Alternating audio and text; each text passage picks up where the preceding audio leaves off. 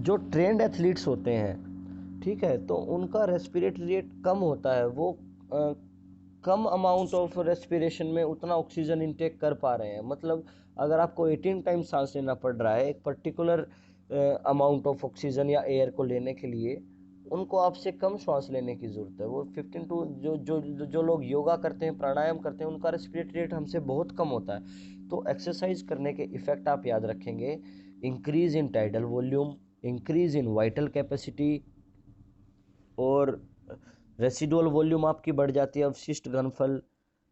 Respiratory organs जितने भी हैं, रेस्पिरेटरी ऑर्गन्स जितने भी हैं वो सब आपके स्ट्रॉन्ग हो जाते हैं। तो ये सब आप इसके आंसर्स में लिखेंगे। नेक्स्ट आपका है affect of exercise on muscular system. ये आपसे पूछेगा कि दो हमने 6 क्वेश्चन किए। एक क्वेश्चन किया स्पीड के और स्ट्रेंथ क्या है उसको डिटरमाइन करने वाले फैक्टर्स।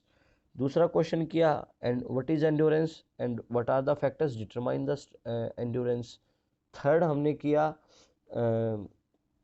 फ्लेक्सिबिलिटी, कि what is flexibility and what are the factors determine the flexibility. Fourth question हमने किया कार्डियोवास्कुलर सिस्टम पे क्या इफेक्ट पड़ेगा एक्सरसाइज करने से। नेक्स्ट क्वेश्चन हमने किया रेस्पिरेटरी सिस्टम पे क्या इफेक्ट पड़ेगा एक्सरसाइज करने से। और लास्ट क्वेश्चन मैं बता रहा हूँ आपको कि मस्कुलर सिस्टम, मसल्स का जो सिस्टम होता है उस पर क्या इफेक्ट पड़ता है एक्सरसाइज करने से।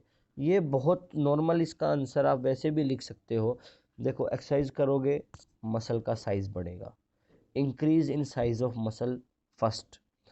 सेकंड, नई कोशिकाओं का निर्माण, कोशिकाओं मतलब सेल्स, नए सेल्स का निर्माण होता है। नियमित रूप से व्यायाम करने के कारण नई कोशिकाओं के निर्माण होने लगता है जिससे रक्त संचार संस्थान की कार्य कुशलता में भी वृद्धि आती है।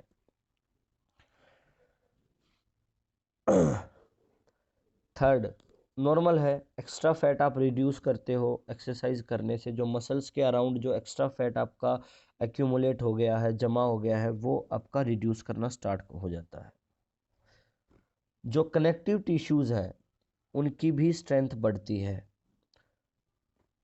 और शरीर की आकृति में सुधार आता है। शरीर की आकृति in the sense enhance body figure, आप ये लिख सकते हो। तो बॉडी पोस्चर आपका ठीक हो जाता है। तो ये बड़ा नॉर्मल है, इसमें कुछ खास समझाने का नहीं था। जो इम्पोर्टेंट था वो मैंने आपको बता दिया। इम्पोर्टेंट क्या था हमारे लिए?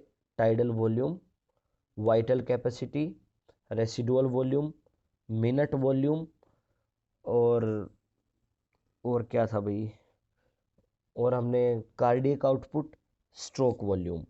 तो ये सब आपके लिए इम्पोर्टेंट रहेंगे। डेफिनेटली इनसे क्वेश्चन पूछेगा, हर साल पूछता है।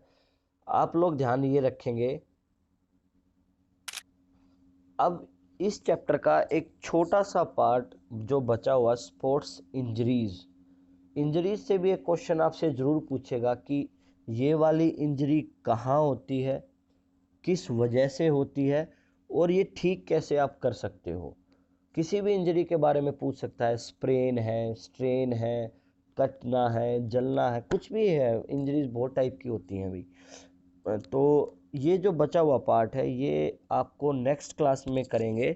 सैटरडे को आपको नेक्स्ट क्लास होगी 8:30 पे। 8:30 पे आप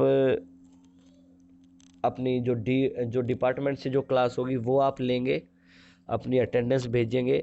जिस जिस बच्चे को मैंने बोला है अटेंडेंस देने के लिए 3 सेक्शनों से, वो 3 मुझे उनकी अपने क्लास सेक्शन की अटेंडेंस देंगे। और जो आप क्लास लेंगे ना, आप उसमें देखोगे वो यही सब बताएंगे जो आप आज आपने पढ़ लिया है। बचा हुआ पार्ट इसका मैं आपको सैटरडे को करवा दूंगा। और जो अभी तक करवाया है इसके मैं स्मॉल नोट्स आपको भेज देता हूँ पीडीएफ फॉर्मेट में, आप उसको होमवर्क में लिख लीजिए। बाकी 3 चैप्टर इसी महीने में कंप्लीट करेंगे, जनवरी फरवरी में सिर्फ रिवीजन करेंगे। ठीक है, क्लास ऑफ करें।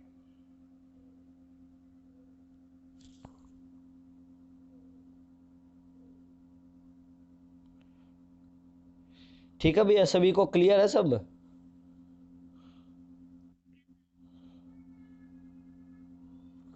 ओके भाई, गुड आफ्टरनून सभी को, और रात की गुड नाइट।